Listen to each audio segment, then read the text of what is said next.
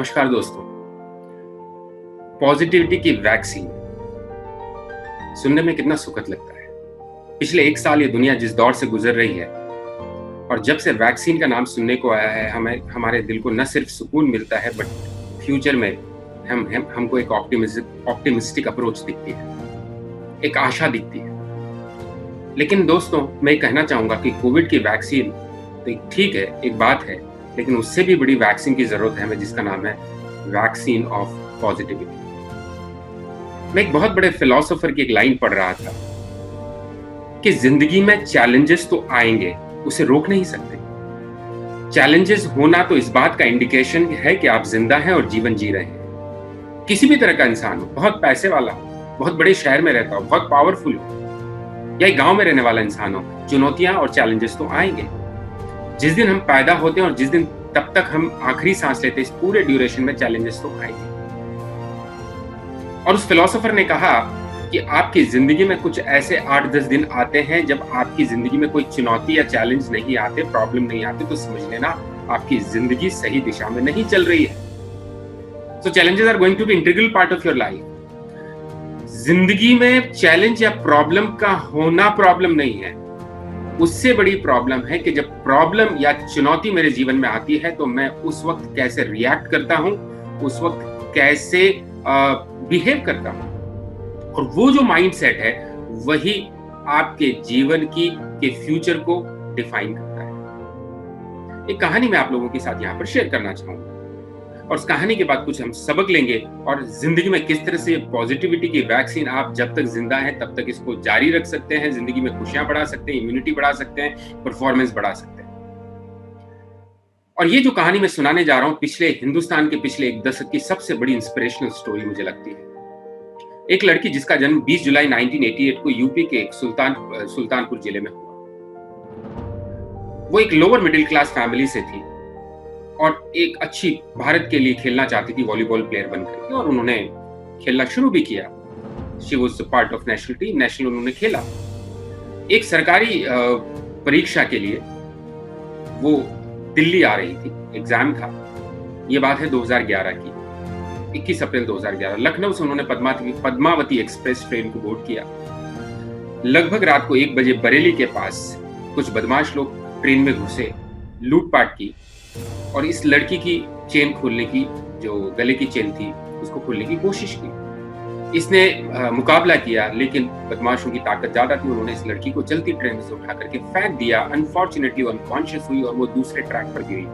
जैसे वो दूसरे ट्रैक पर गिरती, सामने से आने वाली ट्रेन उसके पैर पर होकर गुजर गई, पैर अलग। उस अंधेरे में, उस जंगल में उसको देखने वाला कोई नहीं था। वो कराहती रही, चिल्लाती रही। लगभग 49 ट्रेन वहां से गुजरी, उसने गिना।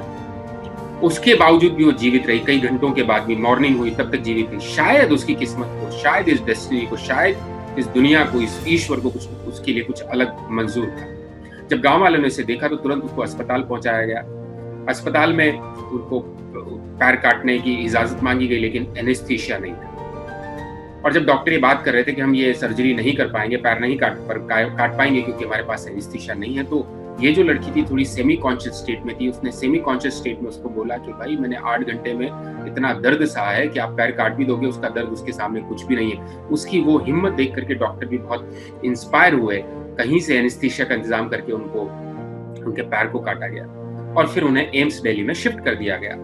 जिंदगी की जंग उन्होंने लड़ी। ये भी तय नहीं था कि वो जी पाएंगी कि नहीं जी पाएंगी, लेकिन जब वो जिंदा थी, वो अपने परिजनों को रोते हुए देखती थी, तब उन्हें ये लगा कि कहीं मैं दूसरे लोगों पर बोझ न बन पाऊं। क्योंकि जब से वो जीवित थी तब से उनके दिमाग में एक था कि मुझे कुछ बड़ा करना है, मेरे अपने घर वालों का नाम रोशन करना है, देश के लिए मुझे कुछ करना है। और उसी दिन उसके दिमाग में एक थॉट आया। और जब वो एम्स से डिस्चार्ज हुई तो दिल्ली के एक एनजीओ ने उनको कृत्रिम पैर यानी कि आर्टिफिशियल लेग उनको दी और उसके बदौलत वो चल पाए। और वहां से सीधा वो टिकट लेकर के जमशेदपुर पहुंची, बछेंद्री पाल के पास। और बछेंद्री पाल को रिक्वेस्ट किया कि आप मुझे अपना शिष्य बनाइए, अपना स्टूडेंट बनाइए, क्योंकि मेरा अब जिंदगी का मकसद है बहुत ऊंचाइयों पर जाना, यानी कि माउंट एवरेस्ट को फतेह करना। अब आप सोचिए कितना जबरदस्त जज्बा है, कितना जबरदस्त जुनून है। 2 साल इंटेंसिव प्रैक्टिस के बाद 21 में 2013 वाज द डे जब उन्होंने माउंट एवरेस्ट, दुनिया की सबसे बड़ी चोटी को, उस इम्प्यूटेड लेग के साथ फतेह किया।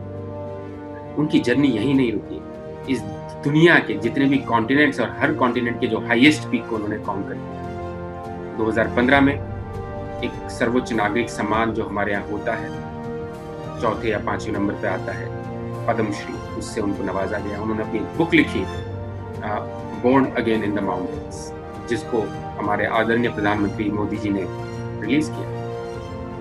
आप देखिए किस तरह से इंसान अपनी परिस्थितियों से बाहर निकलता है। समस्या से बड़ी चीज होती है कि उस प्रॉब्लम को आप कैसे बियर करते हो। आप जरा सोचिए कि उनका पैर कटा हुआ है और 8 घंटे 7 घंटे तक वो ट्रेन के ट्रैक पर अंधेरे में पड़ी रही, लेकिन उनका जज्बा, उनकी इच्छा शक्ति इतनी स्ट्रांग थी कि न सिर्फ वो सरवाइव की, बल्कि उन्होंने अपने आप को एक सेलिब्रिटी बनाया, इस दुनिया में अपना नाम दर्ज करवाया।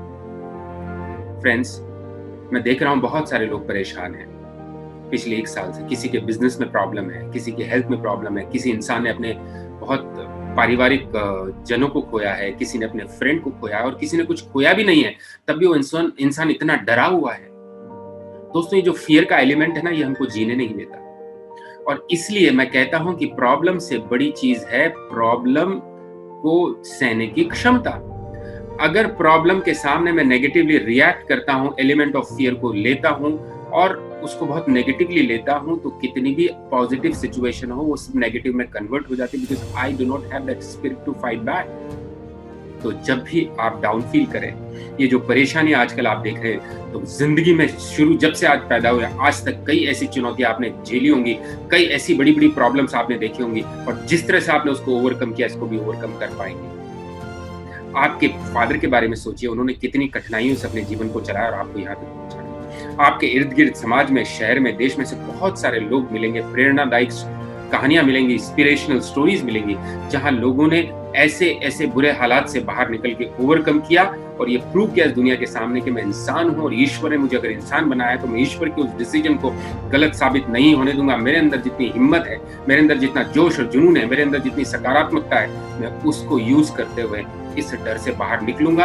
और अगर मैं पॉजिटिव हूं तो इससे बड़ी कोई वैक्सीन नहीं है दोस्तों। It gives you a lot of immunity, it gives you a lot of happiness, it gives you a lot of power to fight back। और आप अगर पॉजिटिव है तो आपका परिवार, आपका समाज, आपके पड़ोसी ये रेडिएट कर सकते हैं, फैला सकते हैं। तो दोस्तों, ये पॉजिटिविटी की वैक्सीन आप भी लेते रहिए, दूसरों को देते रहिए। ये मुश्किल वक्त है, जैसे आया है वैसे निकल जाएगा, क्योंकि मुश्किल वक्त कम समय का होता है, लेकिन मुश्किल वक्त में डटे रहने वाले लोग बहुत लंबी दूरी तय करते हैं। Thank you so much for watching this video. Kindly subscribe my YouTube channel and keep spreading these videos to others. Thank you so much.